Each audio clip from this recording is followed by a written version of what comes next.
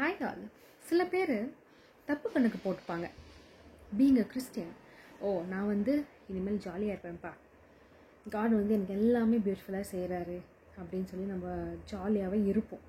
ஆனால் ஒரு கஷ்டம் வந்தோடனே, ஐயோ கடவுளே, ஏன் இது எனக்கு அலோவ் பண்ணுறீங்க, ஏன் இந்த கஷ்டம் எனக்கு, இதுக்கு மேலே நான் உன்னை சாமியை கும்பிட மாட்டேன் அப்படின்னு சொல்லி நிறைய பேர் காடை அன்ஃபாலோ பண்ணிட்டு போகிற பீப்புளும் நம்ம பார்த்துருக்கோம். இதெல்லாம் ஏன் அலோவ் பண்ணுறான்னு பார்த்தீங்கன்னா, நம்மளோட ஃபெய்த் எவ்வளோ ஸ்ட்ராங்காக இருக்குன்ற ஒரு விஷயத்த பார்க்க தான். ஏன்னா அவ்வளோ பெரிய பவர்ஃபுல் காட் எனக்காகவோ உனக்காகவோ ஹியூமன் ஃபார்ம் எடுத்து பூமியில் மறித்து, and he has come to save the last. இல்லையா?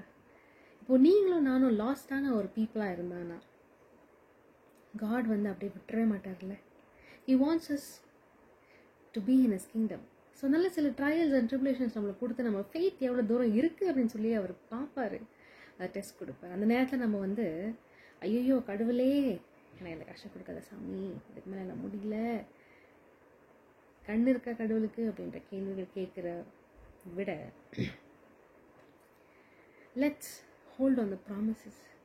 டெய்லி பைபிள் படிங்க, ஜெபம் பண்ணுங்க, கடவுளே இந்த கஷ்டம் நீங்கள் கொடுத்துருக்க, ஆனால் இந்த பாடுகளை நான் தாண்டி வர எனக்கு ஞானத்தை கொடுங்க, இந்த பாடுகளை நான் அக்செப்ட் பண்ணி அந்த காரியத்தை நான் எப்படியாவது சக்ஸஸ் பண்ணணும், அதுக்கு உங்களோட ஞானத்தையும் சக்தி கொடுங்க அப்படின்னு சொல்லி நீங்கள் கேட்டு பாருங்களேன்.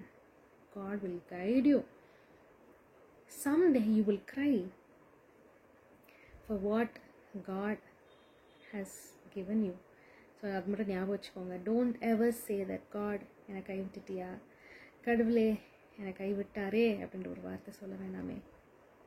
Good night.